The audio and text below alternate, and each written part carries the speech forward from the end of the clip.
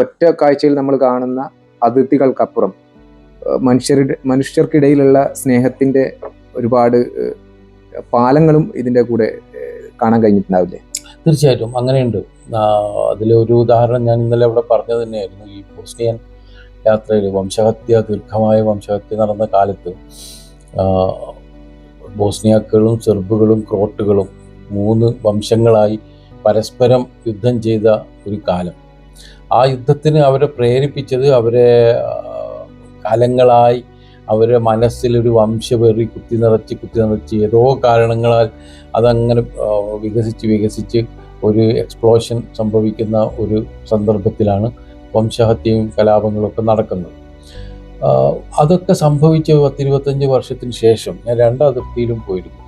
ബോസ്നിയാക്കുകളും സെർബുകളും അതിടുന്ന ദേശത്തും ക്രോട്ടുകളും സെർബുകളും അതിർത്തി ദേശത്തും പോയിരുന്നു. ഈ 2 അതിർത്തി ദേശത്തും കണ്ടത് വിചിത്രമായ ചില കാര്യങ്ങളാണ്.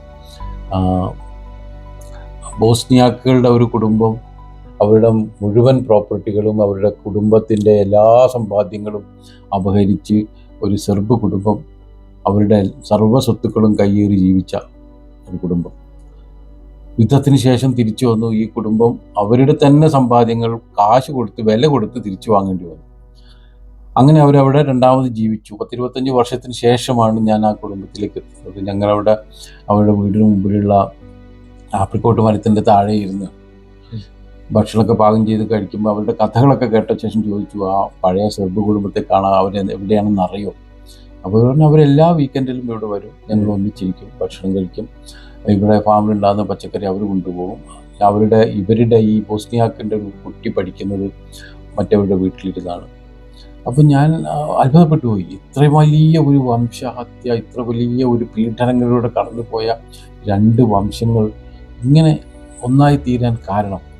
അപ്പോൾ മനസ്സിലാക്കുന്ന കാര്യം, ഈ 25 വർഷത്തിന് ശേഷം ഈ 2 വംശങ്ങളും തിരിച്ചറിയുന്ന സത്യം, അവരിലെ സാധാരണക്കാർ, രാഷ്ട്രീയക്കാരല്ല, രാഷ്ട്രീയം വിടാം, തീവ്ര വലതുപക്ഷ രാഷ്ട്രീയങ്ങളും ഒക്കെ നമുക്ക് വിടാം, സാധാരണ മനുഷ്യർ അനുഭവിക്കുന്ന പ്രശ്നം, സെർബാണെങ്കിലും ക്രോട്ടാണെങ്കിലും അല്ല ബോസ്നിയാക്കാണെങ്കിലും അവരെല്ലാം അനുഭവിക്കുന്നത് സാധാരണ മനുഷ്യരുടെ പ്രശ്നമാണ്, അവരുടെ ജീവിത പ്രശ്നമാണ്, ഭരണത്തിലെ അഴിമതിയുടെ പ്രശ്നമാണ്, കെടുകാര്യസ്ഥതയാണ്.